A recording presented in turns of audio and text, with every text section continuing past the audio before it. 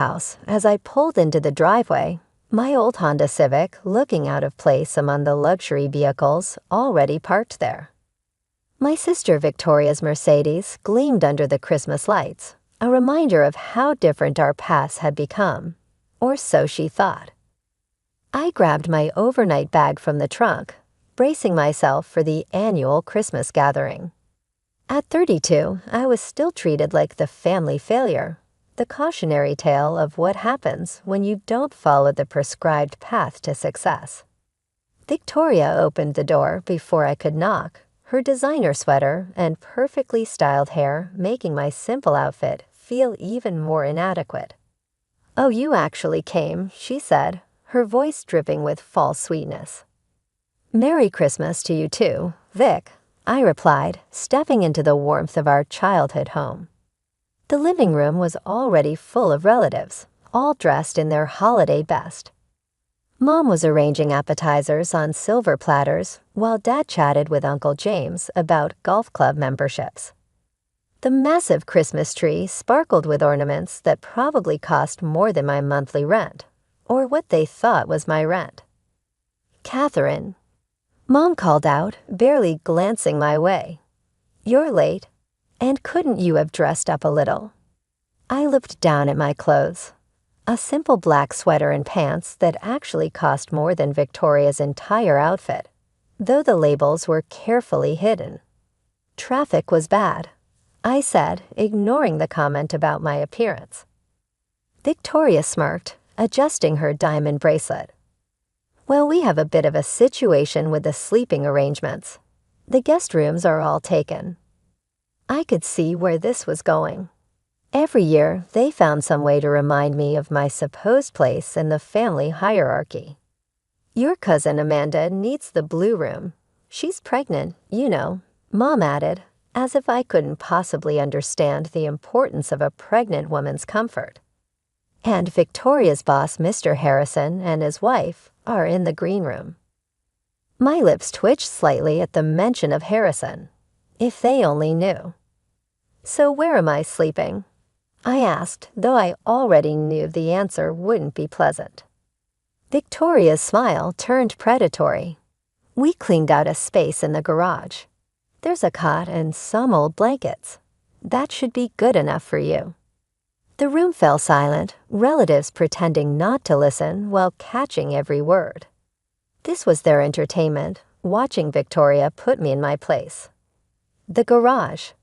I kept my voice neutral. "In December." "Oh, don't be dramatic," Mom interjected. "There's a space heater out there. And it's not like you're not used to modest accommodations." I thought about my penthouse apartment in the city, the vacation home in the Hamptons, the private island I'd bought last summer, all carefully hidden under layers of shell companies and discrete ownership structures. "The garage is fine," I said quietly, picking up my bag. "I'm sure it's better than what most of my students have." Victoria's smile widened. She loved it when I mentioned my job teaching at the local community college. More proof, in her mind, of my failure to launch. "That's the spirit," she said, leading me to the garage door. "At least you know your place." The garage was cold, despite the small heater humming in the corner. They'd set up an old military cot between Dad's golf clubs and boxes of Christmas decorations. A thin blanket lay folded at one end, probably pulled from the back of some closet. "Dinner's at 7, Victoria said, her voice echoing in the concrete space. "Try not to track any dirt into the house when you come in." As the door closed behind her, I set my bag down and pulled out my phone. 3 urgent emails from the board needed attention before tomorrow's meeting. The same meeting where Victoria's boss would be presenting his quarterly reports, unaware that his year-end bonus depended entirely on my approval. I sat on the cot, smiling slightly as I typed out my responses.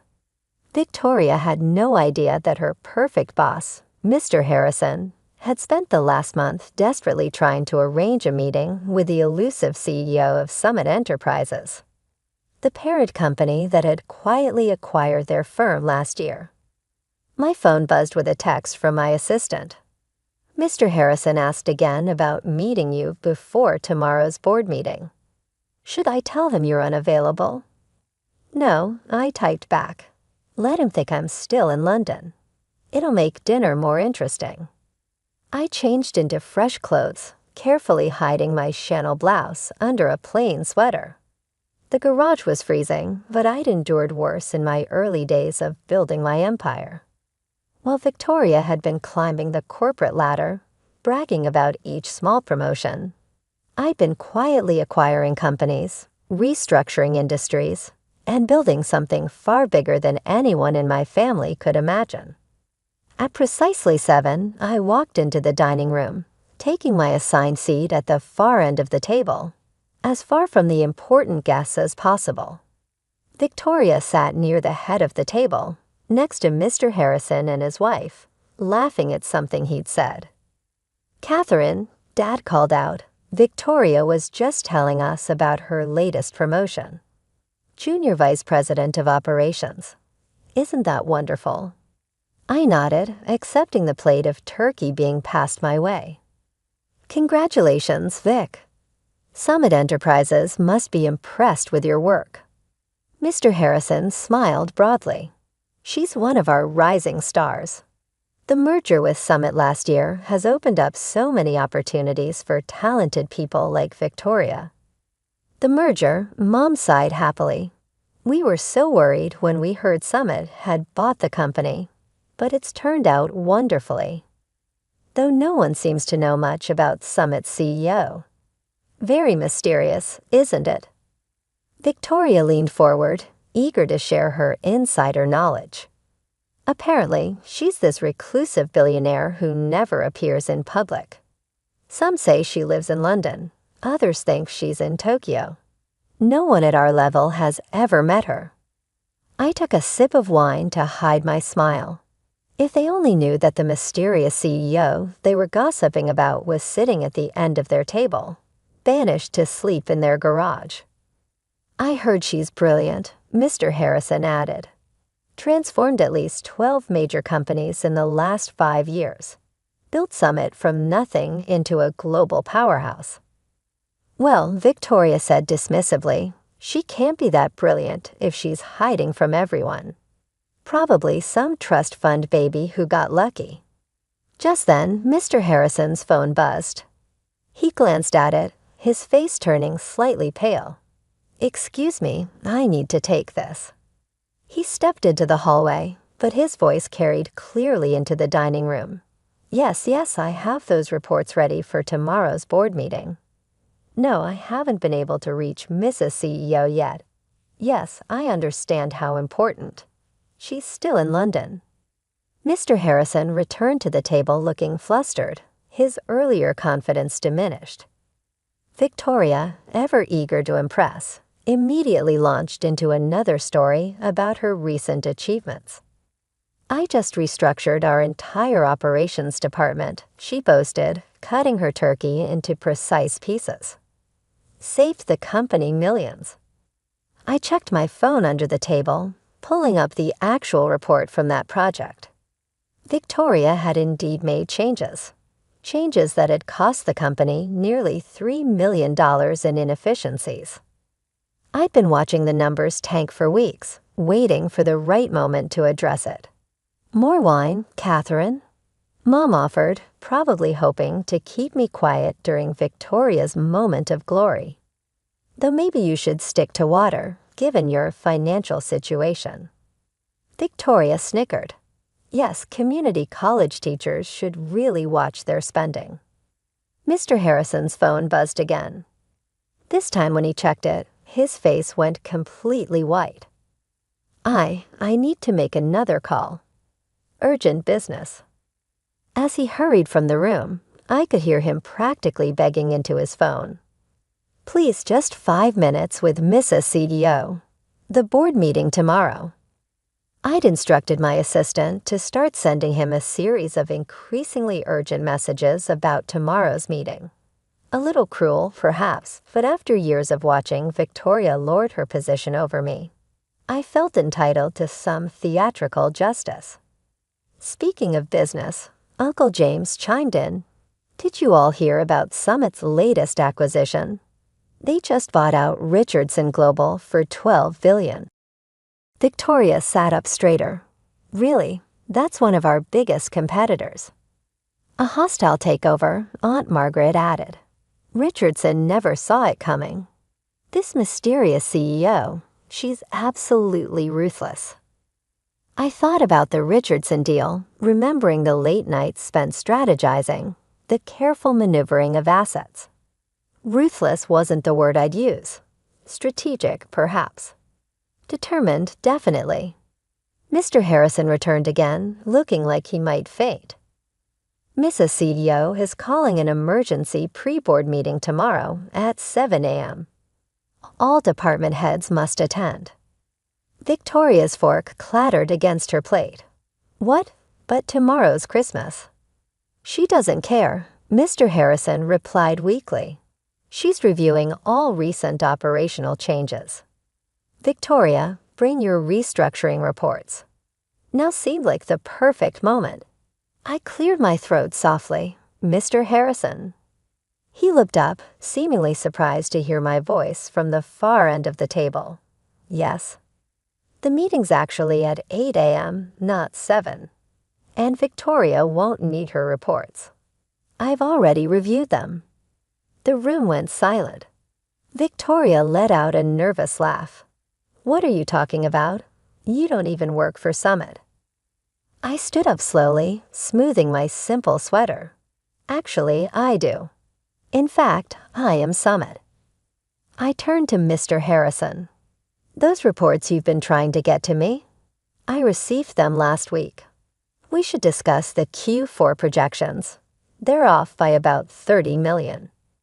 Mr. Harrison's mouth opened and closed like a fish out of water. You're Catherine Wilson, CEO of Summit Enterprises. Yes. I smiled, enjoying the way Victoria's face had drained of all color, though most people just call me Mrs. CEO. Mom's wine glass slipped from her fingers, spilling red across the white tablecloth. No one moved to clean it up. This is a joke, Victoria whispered. It has to be. I pulled out my phone, projecting my company ID onto the dining room wall. There it was in high definition. My photo, my title, my company. No joke, Vic. While you were climbing the corporate ladder, I built the building. But you're a teacher, Mom stammered. I teach one class per semester at the community college, I corrected her. Because I believe in education and giving back. The rest of my time is spent running one of the largest private equity firms in the world. Victoria pushed back from the table, her chair scraping against the floor. You can't be. You live in a tiny apartment. You drive a Honda. I own the building where my tiny apartment is located. As for the Honda, I shrugged. It's good for the environment. Unlike your Mercedes, which, by the way, you probably shouldn't have charged to the company account. Mr. Harrison had sunk into his chair, no doubt remembering every condescending comment he'd made in meetings about the mysterious CEO. The garage, he muttered. We made you sleep in the garage. Yes, I said quietly. You did. All of you were so busy judging me by appearances that you never bothered to look deeper. Victoria, remember last month when you denied Sarah an accounting time off for her son's surgery? Victoria nodded mutely. I approved her medical leave personally and arranged for the best specialist in the country. Because that's what real leaders do. They take care of their people. Dad finally found his voice. Why didn't you tell us? Would it have mattered? I asked, meeting his eyes. Would you have treated me any differently if I hadn't been successful on your terms? This family measures worth by brand names and bank accounts. I wanted to build something meaningful. I turned to Mr. Harrison. The board meeting tomorrow will proceed as scheduled. We'll be discussing the operational restructuring that cost us $3 million, among other things. My eyes shifted to Victoria. I suggest everyone comes prepared. You're going to fire me, Victoria whispered. No, I replied, gathering my belongings. I'm going to do what I should have done years ago, hold you accountable. Success isn't about titles or corner offices. It's about integrity, innovation, and actual results. I headed toward the garage to collect my bag.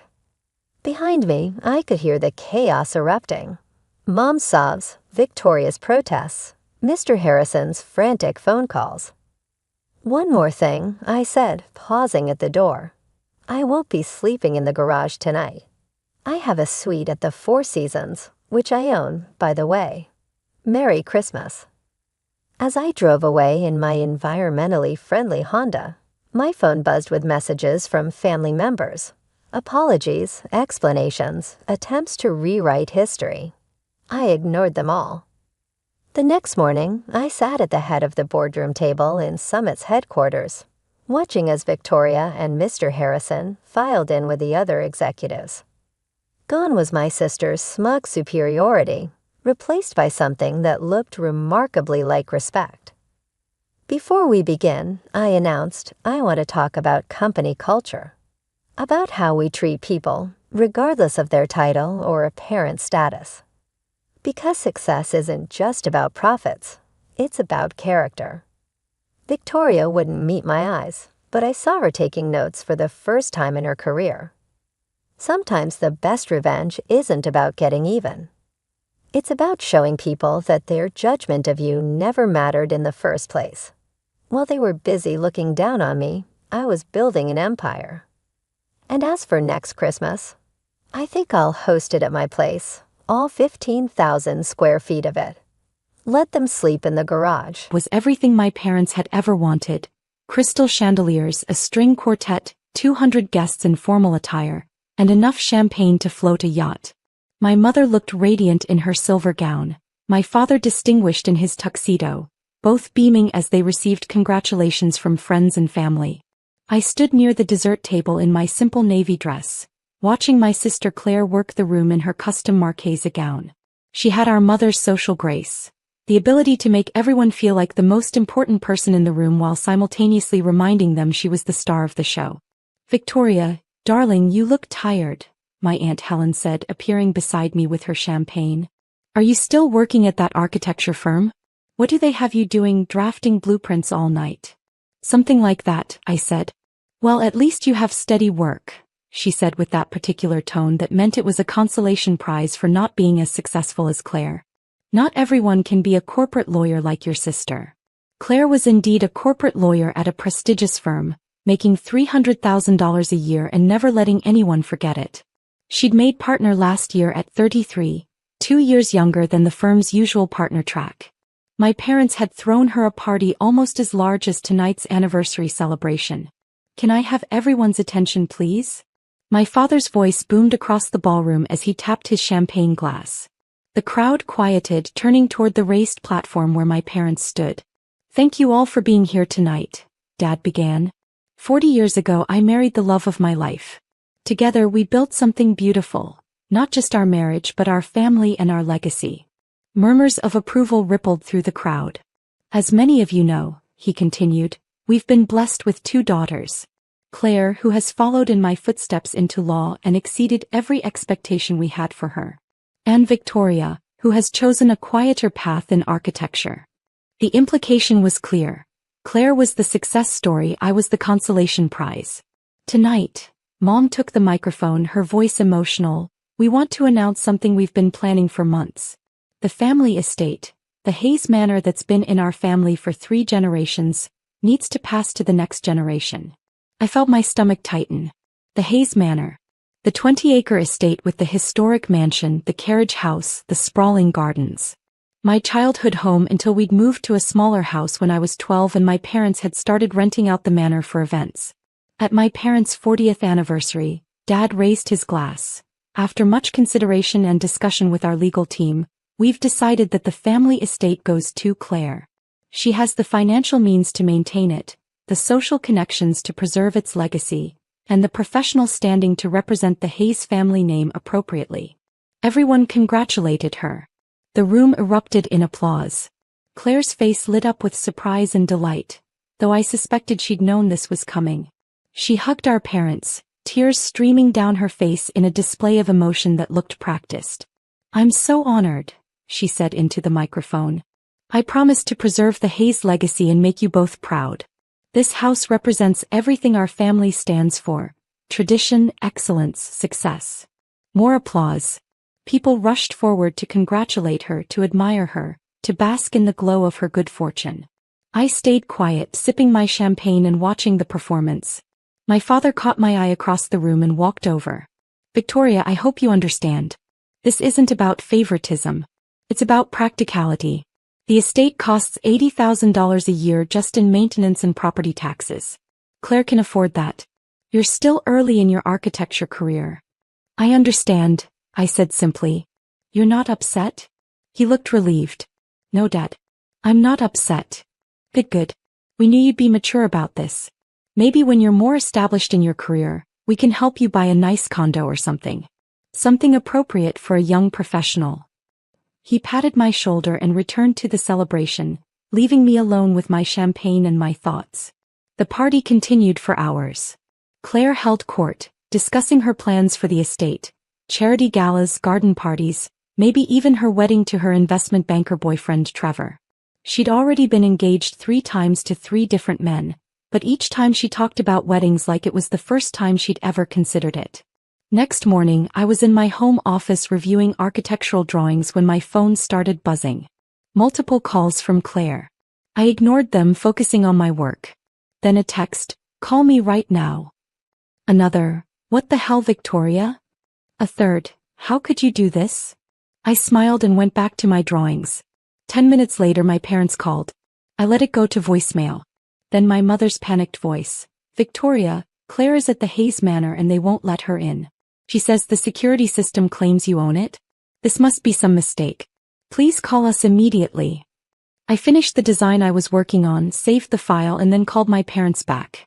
"Hello. Victoria." My mother's voice was shrill. "What is happening?" "Claire drove to the estate this morning and the security system denied her access.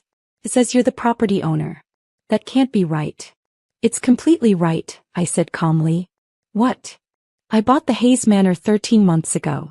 Closed on the purchase on October 15th of last year.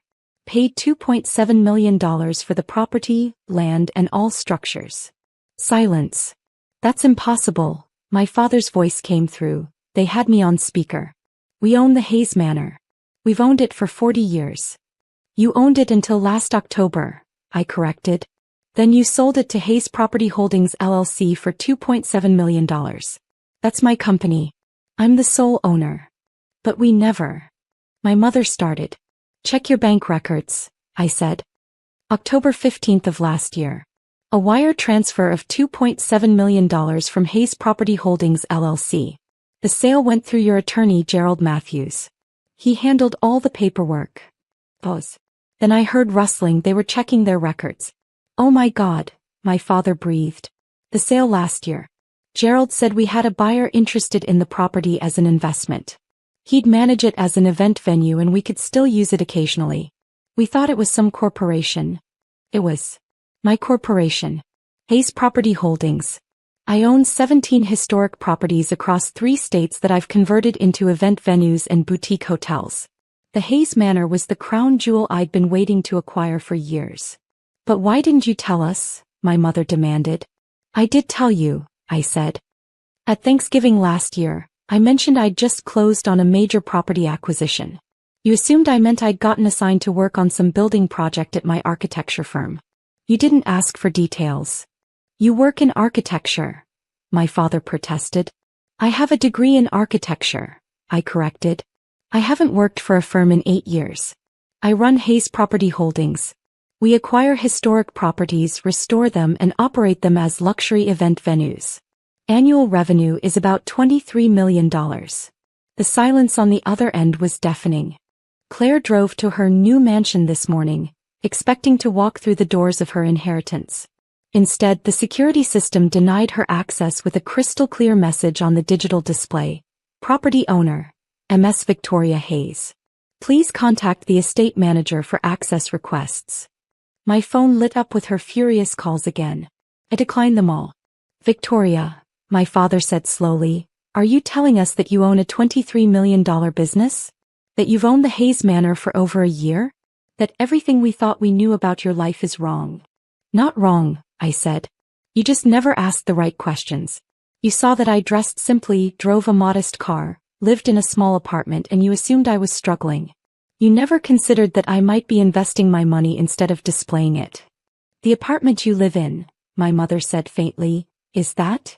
A penthouse I own in a historic building I converted into luxury condos, I confirmed. The building generates $400,000 annually in rental income from the other units. My penthouse is 2,500 square feet with a private rooftop terrace. But you drive a Toyota, Claire's voice came through, shrill and angry. She must have arrived at our parents' house. You shop at outlet malls. You wear the same clothes for years. You live like you're broke. I live like someone who values financial independence over appearances, I said. Every dollar I don't spend on designer clothes or luxury cars goes into acquiring and restoring properties. That's how I built a $23 million business while you were spending $5,000 on a single dress. This is insane, Claire said. You can't own the Hayes Manor. Dad just gave it to me last night. Dad gave you something he didn't own, I corrected. He sold it to me 13 months ago. What he gave you last night was an empty promise and a public humiliation that you won't realize until everyone finds out you don't actually own the property you were bragging about. You have to give it to me, Claire demanded. It's my inheritance. It's rightfully mine. It's rightfully mine because I bought it, I said. Fair market value, legal sale, properly recorded with the county. I own it. You don't. We'll sue you, my father threatened. We'll claim you took advantage of us, that we didn't know what we were signing. You absolutely can try, I said pleasantly. Gerald Matthews will testify that he explained every detail of the sale to you. Your signatures are on multiple documents. The wire transfer proves you received full payment. And you've spent the $2.7 million I paid you. I can see the withdrawals in the business records you're required to disclose as part of the sale. No court will side with you. The $2.7 million, my mother said weakly. We used that to renovate our house, buy new cars, take that extended European vacation. You spent my money and now you want my property too, I said. That's not how sales work. Claire was crying now, loud dramatic sobs. You've ruined everything. I told Trevor we'd have the wedding at the estate. I've already sent save the dates. Everyone thinks I inherited a mansion. That sounds like a personal problem, I said. Victoria, please. My father's tone shifted to pleading. Be reasonable. We made a mistake. We didn't realize you'd bought the property. Surely we can work something out. Transfer it to Claire. We'll pay you back the $2.7 million over time. With what money? I asked. You spent it. You have no assets left except your current house, which has a mortgage. You can't pay me back. Then let Claire buy it from you, my mother suggested desperately. Claire can't afford it, I said. The property is now worth $4.2 million after the renovations I've made. Plus she'd need to prove she can afford the $80,000 annual operating costs. Her salary is $300,000 before taxes. After taxes, student loans, her luxury lifestyle, and that engagement ring Trevor just bought her, she probably has about $40,000 in discretionary income annually. She can't afford the estate. You've thought of everything, haven't you? Claire spat. You planned this. You wanted to humiliate me. I didn't plan anything, I said. I bought a property that came on the market. I've been running it as a successful event venue for over a year. You humiliated yourself by accepting an inheritance of property our parents didn't own. I just watched it happen. What do you want? My father asked. Money? Do you want us to pay you rent to give Claire the estate? I don't want anything from you, I said. I built my business without your help, your approval, or your belief in me. The Hayes Manor is my property. It's been generating $600,000 annually in event revenue. I have weddings booked there for the next 18 months. I'm not giving that up. You're really going to do this? My mother asked, her voice breaking. You're going to keep the family estate from your own sister? I'm going to keep my property that I legally purchased, I corrected. Claire is welcome to tour it like any other potential client. Our wedding package starts at $50,000 for the venue rental alone. Claire made a choking sound. $50,000? My father sputtered. That's actually under market rate for a property of this caliber, I said. The mansion holds 200 guests, the grounds are spectacular, and we provide full event coordination. Most comparable venues charge $75,000 to $100,000. I can't afford that. Claire shrieked. Then perhaps you should have a smaller wedding, I suggested. Or choose a different venue. Or maybe ask your investment banker fiancé to contribute. There are many options that don't involve me giving you a multi-million-dollar property. My father tried one more time. Victoria, we're family. Family helps each other. After everything we've done for you. What have you done for me? I interrupted. You paid for college, yes. So did I. I had scholarships and worked 3 jobs. You gave me a place to live until I was 18. Standard parenting. You've spent 8 years dismissing my career, pitying my lifestyle choices and comparing me unfavorably to Claire. What exactly do I owe you? Silence. Here's what's going to happen, I said. The Hayes Manor stays mine. I'll continue running it as a successful business. Claire can book her wedding there at the standard rate if she wants, or she can find another venue. And going forward, maybe you'll think twice before announcing inheritances of property you don't actually own. People will find out, Claire said desperately. Everyone at the party last night heard Dad give me the estate. When they learn the truth, I'll be humiliated. Yes, I agreed. You will be. That's unfortunate. Maybe next time don't accept an inheritance without verifying you're actually receiving something real. I hung up before they could respond. My phone continued to buzz with calls and texts throughout the day. I ignored all of them and focused on work. I had a meeting with a couple interested in booking the Hayes Manor for their daughter's wedding. The venue fee alone would be $65,000, and they were excited about every detail. By evening, the calls had stopped. Instead, I received a long email from my father. An apology and explanation of how they'd thought they were doing the right thing, a plea for understanding. Nothing about giving me the estate or acknowledging my success. Just a request that I be understanding about their mistake. I deleted it without responding. 2 days later, my mother showed up at my office, the historic Victorian building I owned that housed Hayes Property Holdings headquarters. This is your office? She said, looking around at the restored hardwood floors, the period details, the professional staff moving efficiently through the space. This is my building, I corrected. Hayes Property Holdings owns it. My office is on the 3rd floor. She followed me up, silent as I showed her through the space. My team of 12 employees, event coordinators, property managers, restoration specialists. The conference room where we planned events at 17 different properties. The design studio where we created custom event experiences. I had no idea, she said finally. All these years we had no idea. You had every opportunity to know, I said. You chose not to see it. Can we start over? She asked. Get to know your real life? Your business? Maybe, I said. But not by giving Claire the Hayes Manor. That's mine. I earned it. She nodded slowly. I understand. And Victoria, I'm proud of you. I should have said that years ago. You should have, I agreed. But thank you for saying it now. She left and I went back to work. The Hayes Manor continued to thrive. Claire eventually booked a different venue for her wedding. A country club that cost half what my estate would have. And every time I walked through the doors of the mansion where I'd spent my childhood, I smiled. Because it wasn't my inheritance. It was my achievement. And that was worth so much more.